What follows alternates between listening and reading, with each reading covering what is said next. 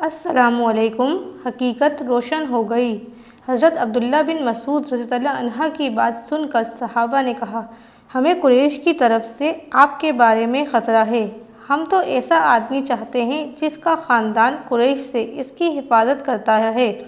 اس کے جواب میں حضرت عبداللہ بن مسعود نے فرمایا، تم میری پرواہ نہ کرو، اللہ تعالیٰ خود میری حفاظت فرمائیں گے۔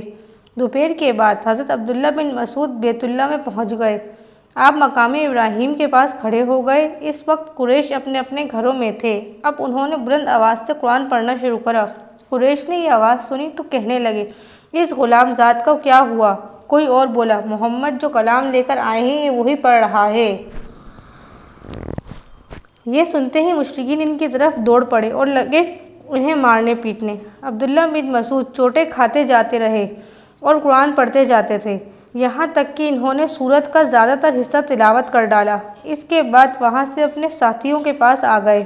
ان کا چہرہ اس وقت تک لہولہان ہو چکا تھا۔ ان کی یہ حالت دیکھ کر مسلمان بول اٹھے، ہمیں تمہاری طرف اسی بات کا خطرہ تھا۔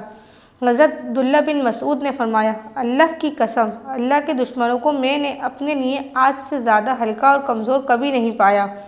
اگر تم لوگ کہو تو کل پھر ان کے سامنے جا کر قرآن پڑھ سکتا ہوں۔ اس پر مسلمان بولے، نہیں، وہ لوگ جس چیز کو ناپسند کرتے ہیں آپ انہیں وہ کافی سنا آئے ہیں۔ کفار کا یہ ظلم و ستم جاری رہا۔ ایسے میں ایک دن حضور صلی اللہ علیہ وآلہ وسلم صفا کی پہاڑی کے پاس موجود تھے۔ ابو جہل آپ کے پاس سے گزرا۔ اس نے آپ کو دیکھ لیا اور لگا گالیاں دینے۔ اس نے آپ کے سر پر مٹی بھی پھینکی۔ عبداللہ بن جدعان کی باندی نے یہ منظر دیکھا۔ پھر ابو جہل آپ کے پاس سے چل کر حرم میں داخل ہوا۔ وہاں مشرکین جمع تھے۔ وہ ان کے سامنے اپنا کارنامہ بیان کرنے لگا۔ اس وقت آپ کے چچا حضرت حمزہ حرم میں داخل ہوئے۔ یہ اس وقت تک مسلمان نہیں ہوئے تھے جب تک تلوار ان کی کمر سے لٹک رہی تھی۔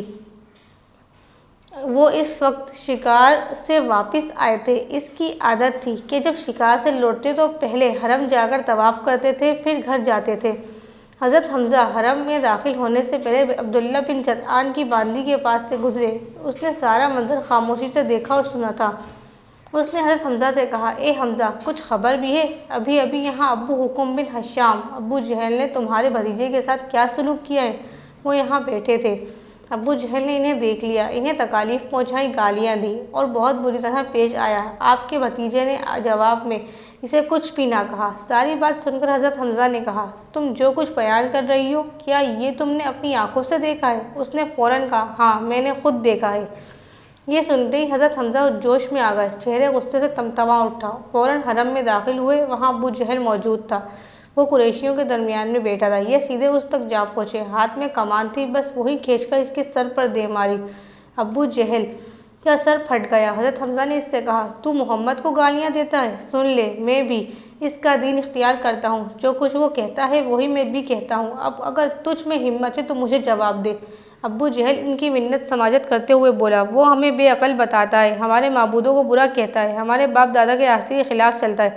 یہ سن کر حضرت حمزہ بولے، اور خود تم سے زیادہ بے عقل اور بے وقوف کون ہوگا جو اللہ کو چھوڑ کر پتھر کے ٹکڑوں کو پوجتے ہو؟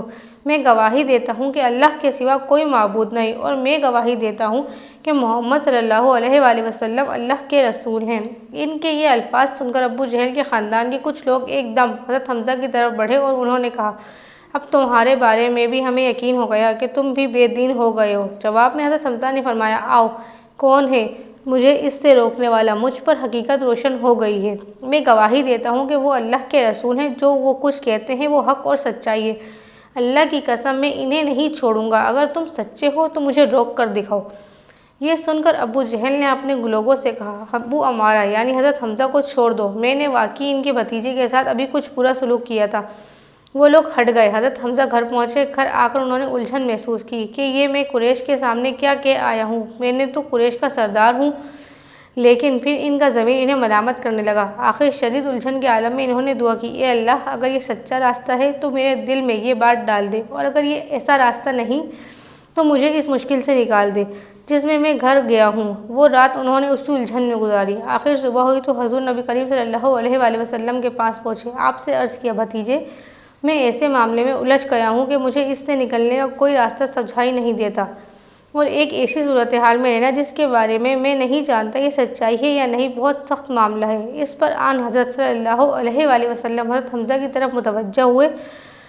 آپ نے انہیں اللہ کے عذاب سے ڈرایا، ثواب کی خوشخبری سنائی۔ آپ کے وعظ و نصیحت کا یہ اثر ہوا کہ اللہ تعالیٰ نے انہیں ایمان کا نور عطا فرما دیا۔ وہ بول اٹھے، اے بھتیجے، میں گواہی دیتا ہوں کہ تم اللہ کے رسول ہو، بس اب تم اپنے دین کو کھل کر پیش کرو۔ حضرت ابو عباس فرماتے ہیں، اسی واقعے پر قرآن پاک کی ایک آیات نازل ہوئی۔ ترجمہ: ایسے شخص جو کہ پہلے مردہ تھا، پھر ہم نے اسے زندہ کر دیا اور ہم نے اسے ایک ایسا نور دے دیا کہ وہ اسے لیے ہوئے چلتا پھرتا ہے۔ سورۃ الانعام۔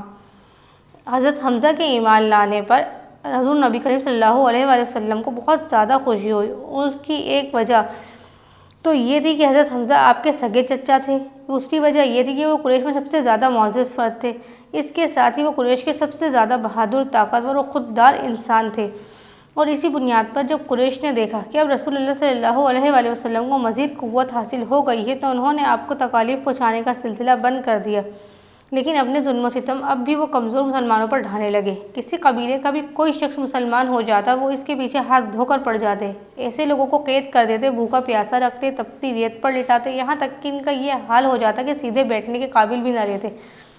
اس ظلم اور زیادتی پر سب سے زیادہ ابو جہل لوگوں کو اکساتا تھا۔ ایسے ہی لوگوں میں سے ایک حضرت بلال حبشی بھی تھا۔ آپ کا پورا نام بلال بن رباح تھا، یہ امید بن خلف کے غلام تھے۔